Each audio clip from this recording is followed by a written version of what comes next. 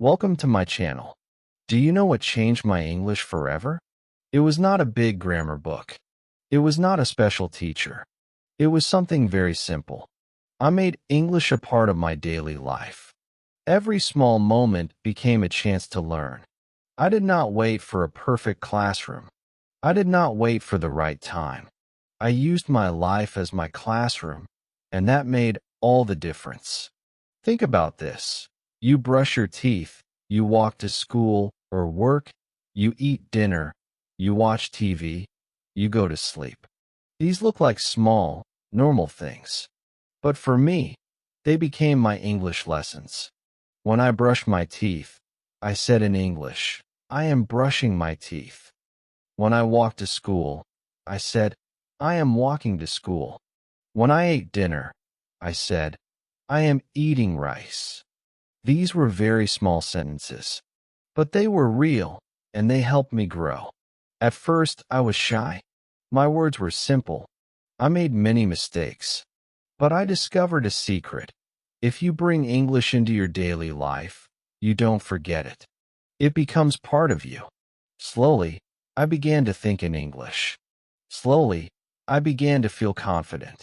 And soon, English was not something I studied for 1 hour. It was something I lived all day. And today, I want to share this with you. I will show you, step by step, how I made English a part of my life, and how you can do the same.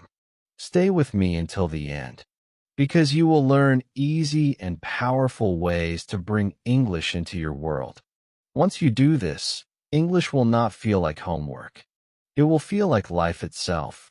Chapter 1. The beginning of my journey. When I first started learning English, I was not confident at all. I remember sitting in my classroom, looking at the blackboard, and feeling very small. The teacher spoke in English, but I could only understand a few words. Everyone around me looked smarter, and I felt lost. I was afraid to raise my hand, afraid to answer, afraid even to say good morning loudly. My voice was always low, because inside, I thought my English was not good enough. I wanted to speak, but fear stopped me every single time. Maybe you feel the same right now. Maybe you know a few words. But when it is time to speak, your mind goes blank. Your heart beats fast. You think, what if I make a mistake? What if people laugh? I know this feeling very well, because I lived it for many years. English was not my friend in the beginning. It was something I was afraid of. I thought only smart people could speak well, not me. At that time, I only knew a few sentences. I could say, my name is, or I am fine, thank you. But beyond that, I was silent. I had a small notebook where I wrote words, but when I tried to use them in real life, I forgot everything. My brain would freeze. I would feel embarrassed and tell myself, maybe I will never learn English.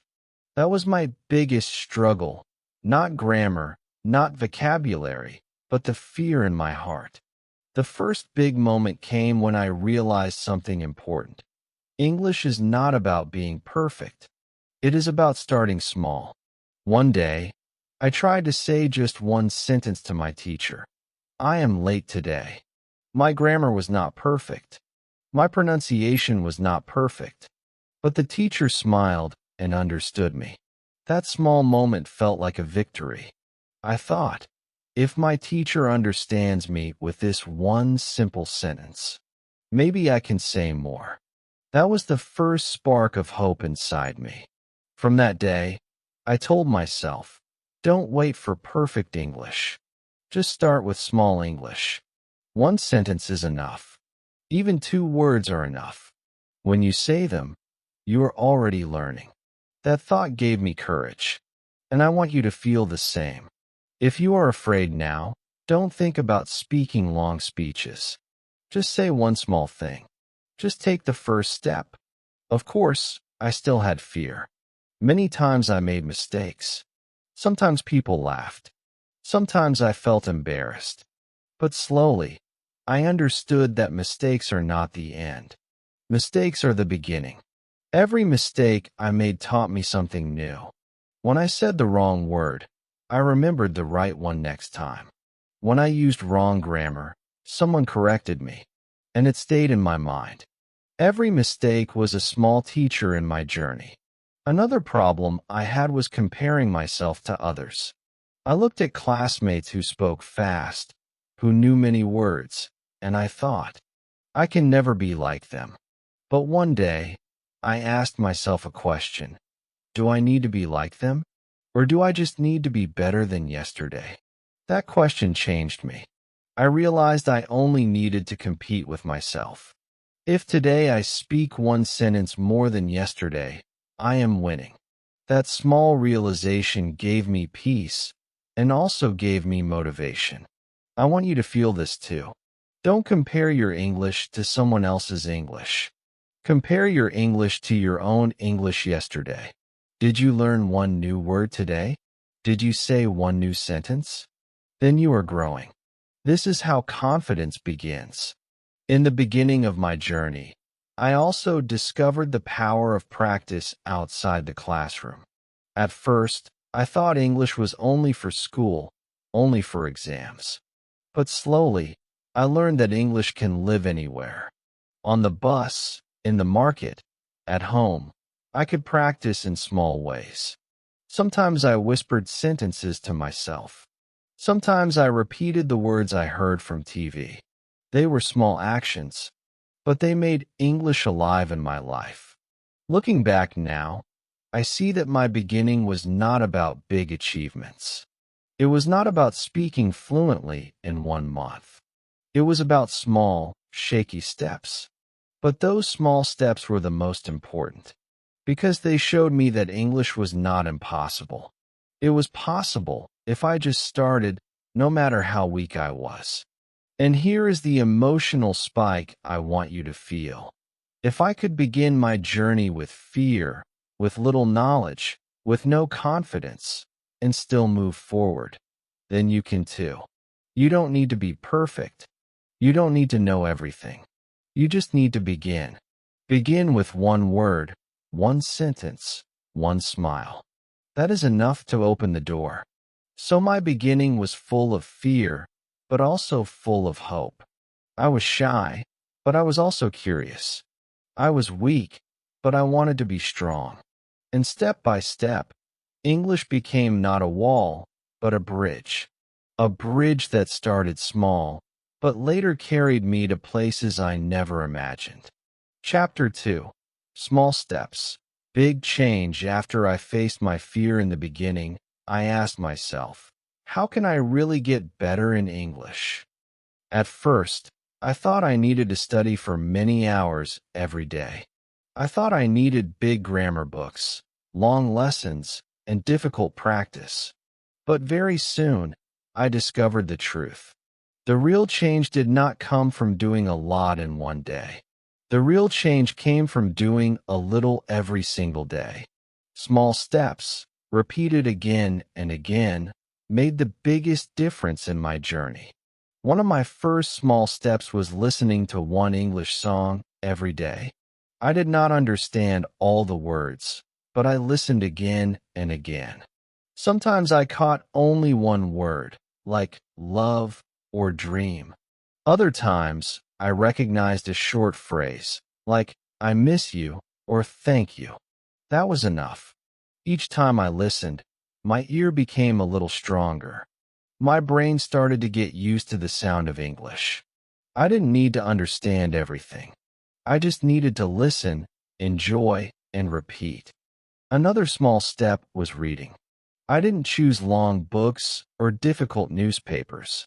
I started with very short articles. Sometimes only 5 sentences. Sometimes a children's story. At first, it was slow. I had to look at my dictionary every minute.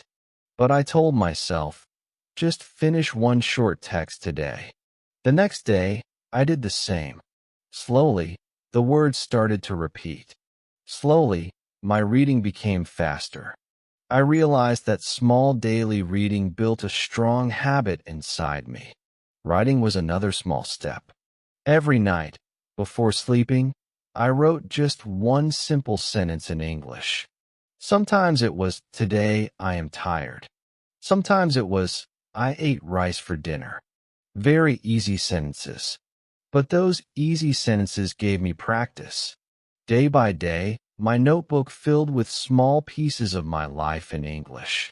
After 1 month, I looked back and thought, wow, I wrote 30 sentences. This is my life in English. That feeling gave me confidence. The secret was not the size of the action. The secret was the consistency of the action. One song, one article, one sentence. That was all. But when I repeated it every day, it became powerful. These small steps added up like drops of water filling a big glass. At first, the glass looked empty. But drop by drop, it became full. My English glass slowly filled too. The top moment for me was the day I spoke without planning. I was talking with a friend, and suddenly, one English phrase came out naturally. I didn't even stop to think. The words just came. In that moment, I realized, this is because of my small steps. My brain remembers. My mouth remembers. That was the day I felt my first real confidence in English. It was not magic. It was not a big lesson. It was the result of small habits done every single day. I want you to understand something important here. You don't need to study for 3 hours every day. You don't need to finish a whole grammar book in 1 week. You don't need to read the whole dictionary. What you need is a few minutes every day. Just a little. Because English grows like a plant. If you give it a little water every day, it grows strong. But if you give it too much water one day and forget it the next, the plant becomes weak. Your English is the same. The emotional spike came when I realized this truth. I don't need hours, I just need minutes. When I accepted this, English became lighter. It was no longer a heavy subject, no longer a mountain too big to climb. It became simple. It became part of my daily life. I could listen to one song while brushing my teeth. I could read one article while drinking tea. I could write one sentence before bed. These small actions fit into my day easily, and they made me grow. Looking back now, I see how powerful these small steps were. They built a habit, and habits are stronger than motivation. Motivation is like fire. It burns bright for one moment, then disappears. But habit is like the sun. It rises every day, no matter what. My small steps created habits, and my habits carried me forward even when I felt tired or lazy. So here is what I learned in this chapter of my journey. If you want to change your English, you don't need to do something big. You just need to do something small every day. Small steps, repeated again and again, will bring big change. That is how I moved from fear to confidence. And that is how you can too. Chapter 3. Bringing English into daily routine. After I discovered the power of small steps, I began to think, how can I bring English into more parts of my life? I didn't want English to be something separate, something I only touched when I had free time. I wanted English to live with me, to walk with me, to be part of my everyday life. So I started to look at my routine differently. I asked myself, what do I do every day that could also become practice for English? And the answer surprised me. Almost everything. The first place I found English was in the kitchen. Every morning when I cooked breakfast, I began to name the things I used. I said, this is bread. This is butter. This is tea. I also said my actions. I cut the bread. I pour the tea. I wash the plate. At first, it felt a little strange to talk to myself in English. But slowly, it became natural. My kitchen became my classroom, and my breakfast became my lesson. I didn't need extra time because I was already cooking. I just added English into it. Then I tried this habit while walking. Every day, I walked to the bus stop. Before, I just walked quietly. But now, I began to think in English while walking. I looked around and said to myself, the sky is blue. The car is red. That woman is running. The children are laughing. My short walk became an English practice session. And the best part? Nobody knew I was practicing. I was just thinking inside my head. That gave me more confidence because there was no fear of mistakes. Shopping also became part of my English world. When I went to the store, I made a small challenge for myself. Can I name everything in English? I looked at the fruit and said, apples, bananas, oranges. I looked at clothes and said, shirt, trousers, shoes. Sometimes, if I didn't know the word, I would check it later in my dictionary. The next time, I would repeat it until I remembered. Shopping turned into vocabulary training, and I loved it. One of the biggest changes happened when I started to think in English. Before, my thoughts were always in my own language. But I decided to try something new. I told myself to switch my brain into English for just 1 minute every day. I said, okay, for this 1 minute, I will only think in English. At first, it was hard. I had no words. My mind felt empty. But little by little, it became easier. I started with very simple thoughts like, I am hungry. I am tired. I want to sleep. Later, I could think longer. I am walking to school. I will meet my friend. We will drink tea. This small practice changed everything. It made English feel like my own language. The top moment for me was the day I realized I could talk to myself in English naturally. I was in my room, folding clothes, and I started speaking. This is my shirt. It is clean. I will wear it tomorrow. I wasn't trying to be perfect. I wasn't trying to impress anyone. I was just living in English. In that moment, I felt something powerful. I don't need a teacher right now. I don't need a classroom. I can create English practice anywhere, anytime, just by using my own life. That was freedom. And here comes the emotional spike. You can do this too. You don't need to wait for the right time. You don't need a partner all the time. You don't even need special books. You already have everything you need, your daily life. Cooking, walking, shopping, cleaning, resting, all of these are opportunities. Each moment of your day can become a lesson. And the best part? Nobody will laugh at you because you can practice quietly with yourself. No fear, no judgment, just practice. Once I understood this, my English started to grow faster. Because before, I only practiced when I had a book or a lesson. Maybe 20 minutes, maybe 1 hour.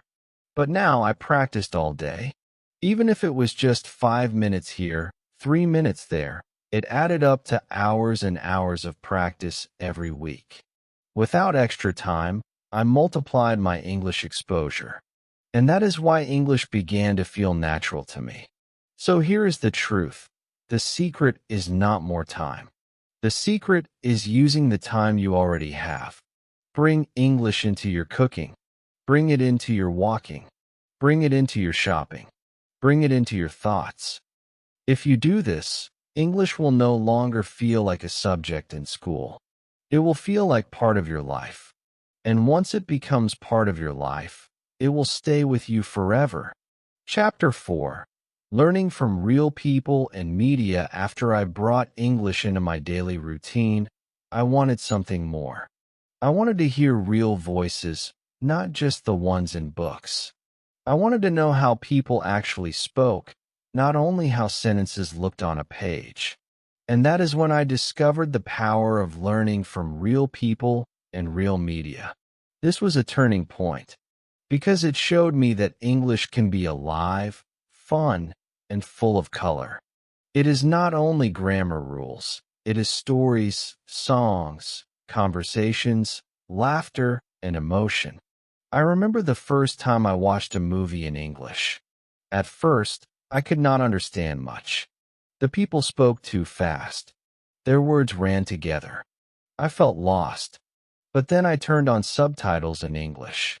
Suddenly, I could read and listen at the same time. I began to notice how the words on the screen matched the sounds I heard.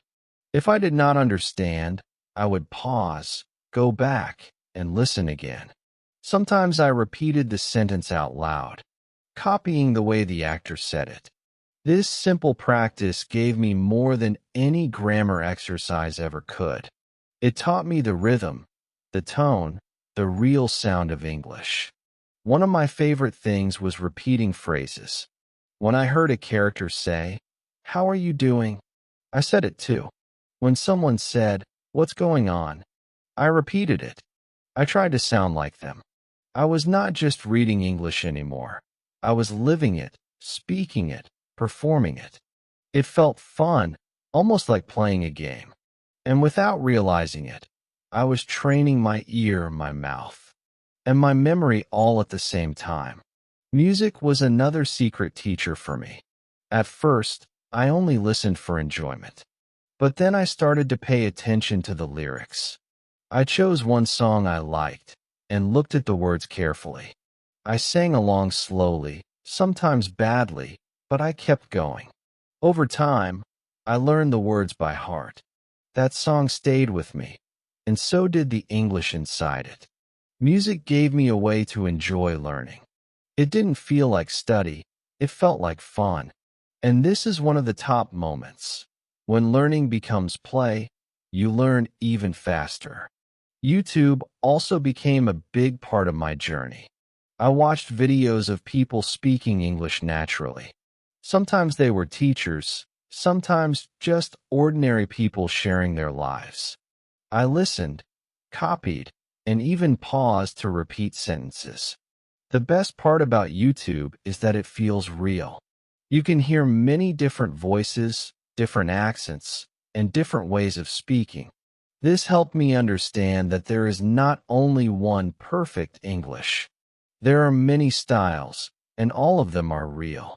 That realization gave me freedom and confidence. But media was not enough. I also needed real people. So I started talking with friends who knew English. At first, I was nervous. My words were slow. My grammar was not always correct. But I learned something important. Most people don't care if you make mistakes. They are happy that you are trying. When I spoke with them, I discovered the magic of real communication. I was not speaking for practice anymore. I was speaking to share ideas, to laugh, to connect. This was the emotional spike that gave me energy. English was not just a subject, it was a bridge to people. One time, I spoke with a tourist in my town. I was scared, but I said hello. We talked for a few minutes. I used simple words, short sentences, but it worked. The tourist smiled and understood me. That short conversation gave me more confidence than weeks of studying.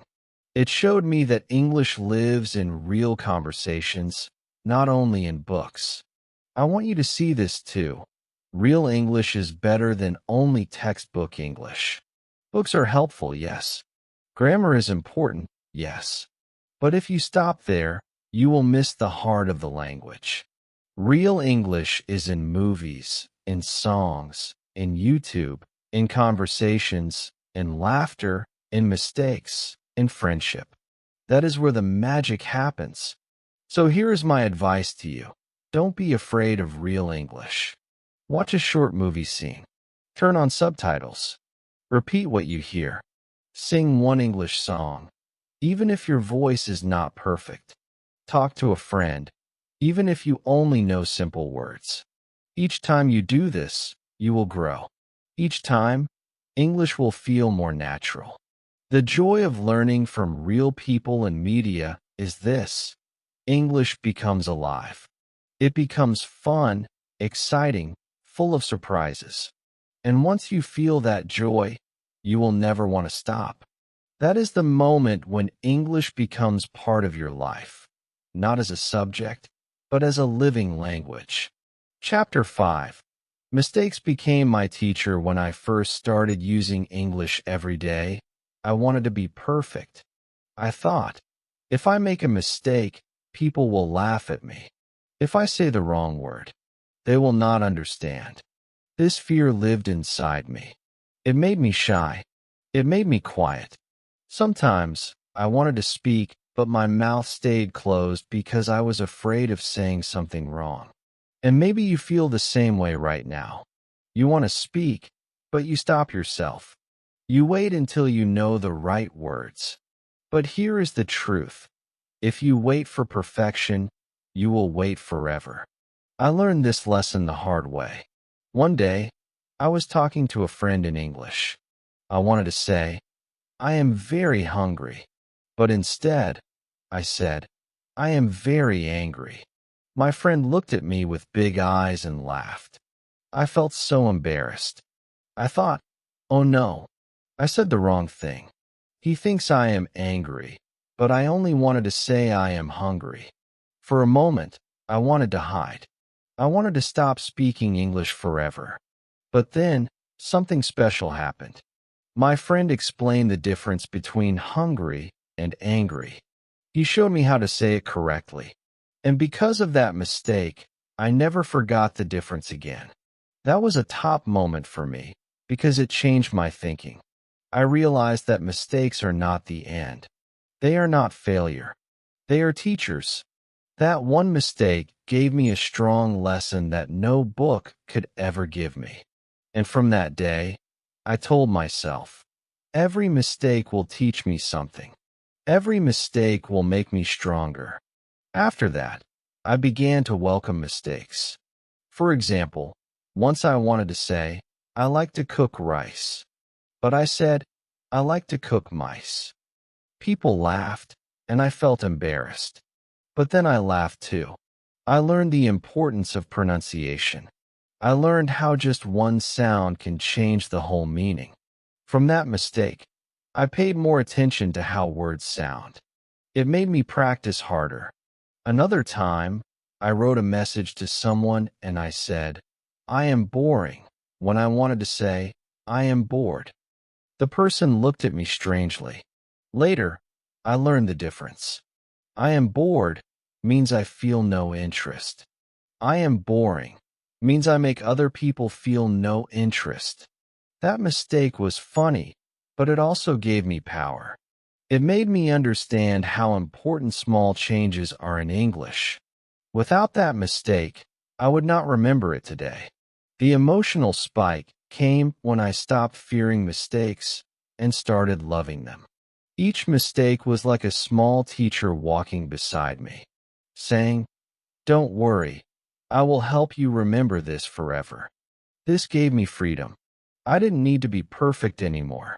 I just needed to try. If I was wrong, that was good, because it meant I was learning.